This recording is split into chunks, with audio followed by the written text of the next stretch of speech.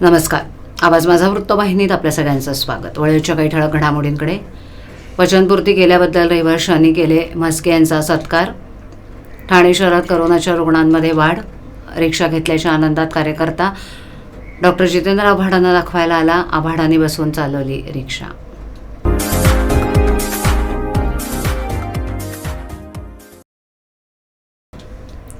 निवडणुकीदरम्यान हिरानंदानी इस्टेट परिसरातील काबेसर तलावाजवळील उद्यानाचं सुशोभीकरण करण्याचं आश्वासन खासदार नरेश म्हस्के यांनी दिलं होतं. या वचनाची पूर्तता करत रविवारी 25 मे रोजी सकाळी 9 वाजता या प्रकल्पाच्या कामाचा भूमिपूजन सोहळा संपन्न झाला. सततच्या पावसातही मोठ्या संख्येनं परिसरातील नागरिक, ज्येष्ठ नागरिक, महिला उपस्थित राहिल्या. उपमुख्यमंत्री एकनाथ शिंदे यांच्या पाठपुराव्यामुळे केंद्र शासनाकडून निधी मिळवून खासदार म्हस्के यांनी या प्रकल्पासाठी आवश्यक आर्थिक तरतूद उपलब्ध करून दिली आहे. एकूण 5.6 एकर क्षेत्रातील जागेत केवळ 10% भागावर विकास करण्यात येणार असून सध्याच्या नैसर्गिक हिरवळीला कुठलाही धोका पोहोचणार नाही याची काळजी घेण्यात येणार आहे. या प्रकल्पात खडकाळ आणि चिखलमय पायवाटेवर पदपथ तयार करण्यात येणार असून ज्येष्ठ नागरिकांना चालणं अधिक सुलभ होईल. योगा, झुंबा तसंच इतर सांस्कृतिक उपक्रमांसाठी खास जागा उपलब्ध करून दिली जाणार आहे. ओपन जिम, फुलपाखरू गार्डन आणि तलावाजवळ रूफ कव्हर यांसारख्या सुविधाही उभारण्यात येणार आहेत. शिवाय स्कायवॉच टॉवरमधून तलाव आणि हिरवळीचा एकत्रित अनुभव घेता येणार आहे. काही भागांमध्ये अत्याधुनिक चाकं उभारण्यात येणार असून त्यावरून चालताना ॲक्युप्रेशरचा अनुभव घेता येईल. प्रकल्पासंदर्भात काही गैरसमज समाजमाध्यमांवर पसरले होते. त्याचं स्पष्टीकरण खासदार म्हस्के यांनी मोठ्या स्क्रीनवर सविस्तर सादरीकरण करून दिलं. त्यांनी उपस्थित रहिवाशांशी संवाद साधत सर्व शंका दूर केल्या. परिणामी उपस्थित नागरिकांनी प्रकल्पाचं स्वागत करत समाधान व्यक्त केलं. कार्यक्रमात खासदार नरेश म्हस्के यांचा संसद रत्न पुरस्कार जाहीर झाल्याबद्दल आणि वचनपूर्ती केल्याबद्दल रहिवाशांच्या वतीनं सत्कार करण्यात आला.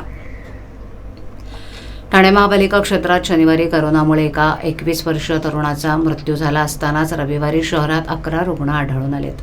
त्यामुळे ठाणे शहरातील करोना रुग्णांची संख्या 30 इतकी झाली.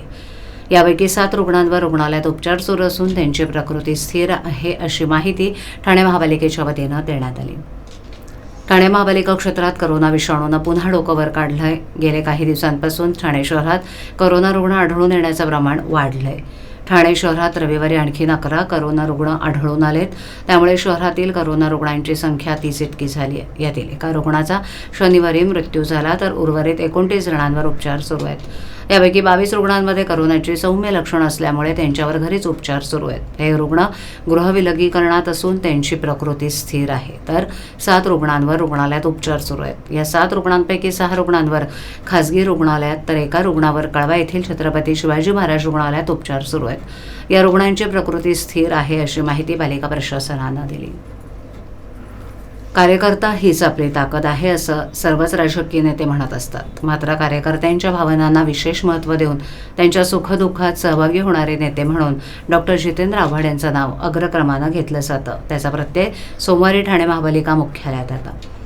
माता रमाईनगर, तुर्भेवाडा, ब्रह्मांड इथे राहणारा शिवाजी सिद्धार्थ वाघमारे हा तरुण स्विगीमध्ये डिलिव्हरी बॉय म्हणून काम करत होता.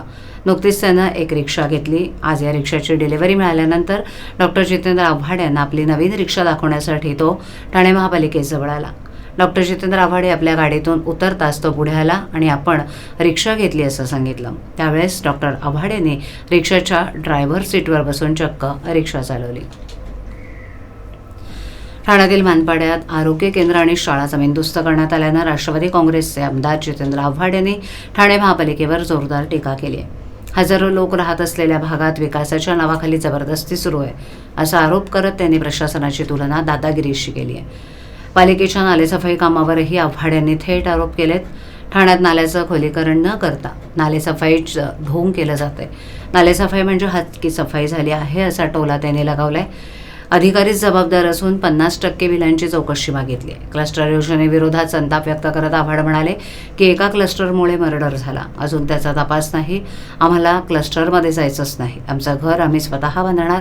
पालिकेतील स्मार्ट भ्रष्टाचारावर टीका करत आव्हाड म्हणाले 4 अधिकारी चॅरिटीच्या नावाखाली लूट करतायत. 8 कोटीचं बिल देऊन कुणीतरी मोकळं झालं.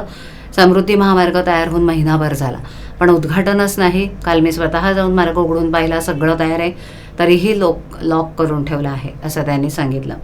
मुंबईत पाणी तुंबल्यावर विरोधकांना लक्ष करणाऱ्यांना उत्तर देताना त्यांनी म्हटलं की आता सत्ता तुमच्या हातात आहे, मग उत्तर का देत नाही? आम्ही तेव्हा राजकारण केलं नव्हतं. सगळे खासदार परदेशात फिरतायत. पण शशी थरूर यांचं आपण भाषण ठरलं. काँग्रेस देशावर संकट आलं की राजकारण करत नाही असंही त्यांनी नमूद केलं. लाख मतांनी निवडून आलेल्या आमदारांना निधी मागायला लावतात. कायदेशीर निधी बेकायदेशीर पद्धतीनं वळवला जातो, तरीही मंत्री शांत का, असा सवालही त्यांनी उपस्थित केलाय. गोष्टी समोर येतात. हे मानपड्याचा कुठला नगर ते आमचं मानपड प्रॉपर मानपड नाही, त्या एरियाला काय म्हणतात? मनोरमा नगर. मनोरमा नगर मध्ये आरोग्य केंद्र, मानपड जमीन मानपडा जमीनदोस्त शाळा 600 विद्यार्थी जमीनदोस्त. 2 शाळा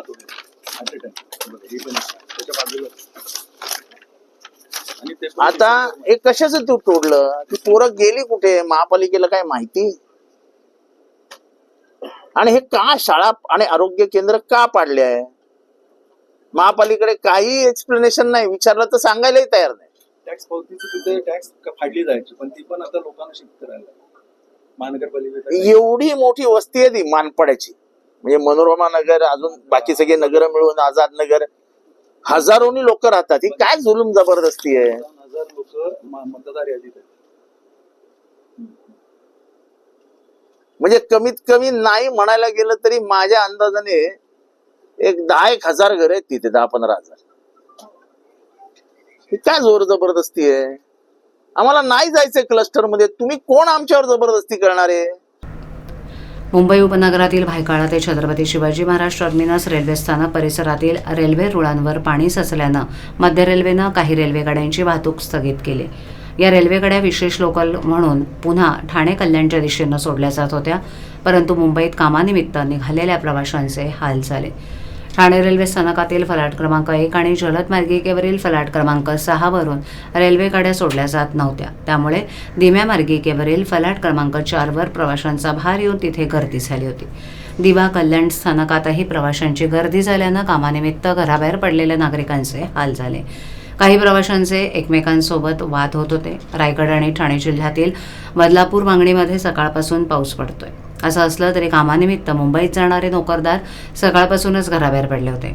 त्यातच भायखळा ते CSTMT रेल्वे स्थानकादरम्यान सकाळी रेल्वे स्थानकांवर रुळांवर पाणी साचलं. त्याचा परिणाम येथील वाहतूक व्यवस्थेवर झाला. सुरक्षेच्या दृष्टीनं रेल्वे प्रशासनानं येथील रेल्वे सेवा कुर्ला, दादर आणि परळ रेल्वे स्थानकांपर्यंत स्थगित केली. परंतु ठाणे, डोंबिवली, कल्याण पल्ल्याकडील रेल्वे प्रवाशांचे हाल झाले. सकाळी घराबाहेर पडलेला नोकरदार CSMT पर्यंत पोहोचू शकला नाही. नाईलाजानं त्यांना पुन्हा घरची वाट धरावी लागली. सकाळी 9 नंतर ठाणे रेल्वे स्थानकातही गर्दी वाढू लागली होती. ठाणे रेल्वे स्थानकातील फलाट क्रमांक 1 वरून ठाणे ते CSMT उपनगरीय रेल्वे गाडी सुटते, परंतु या फलाटावरून रेल्वे सेवा बंद करण्यात आली होती. फलाट क्रमांक 6 वरून मुंबईच्या दिशेनं जलद रेल्वे गाडी जात असते. या फलाटावरूनही जलद रेल्वे गाड्यांची वाहतूक बंद होती. तर ठाणे स्थानकातील फलाट क्रमांक 4 वर कल्याण, बदलापूर भागातून सुटणाऱ्या धीम्या रेल्वे गाड्या थांबतात. या फलाटावरून रेल्वे वाहतूक सुरू होती. त्यामुळे फलाट क्रमांक 4 वर प्रवाशांचा भार आला. रेल्वेगाडी फलाटावर थांबण्यापूर्वीच प्रवासी या गाड्यांमध्ये शिरण्याचा प्रयत्न करत होते. त्यामुळे प्रवाशांचे एकमेकांसोबत वादाचे प्रसंग उद्भवत होते. महिला, वृद्ध, बालकांचे प्रवासादरम्यान हाल झाले.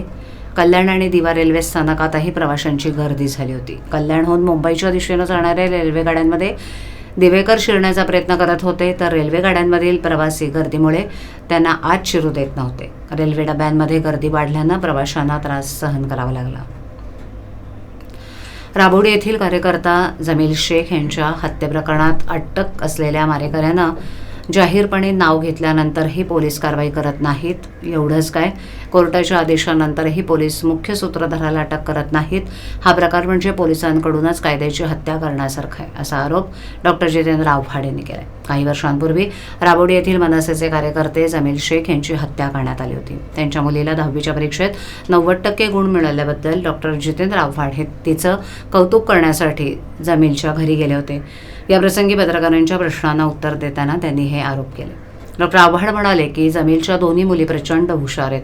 पैशाअभावी त्यांच्या शिक्षणात खंड पडू नये यासाठी मी आणि सुहास देसाई यांनी 10वी पास झालेल्या मुलीच्या पुढील शिक्षणाचा खर्च करण्याचं ठरवलंय.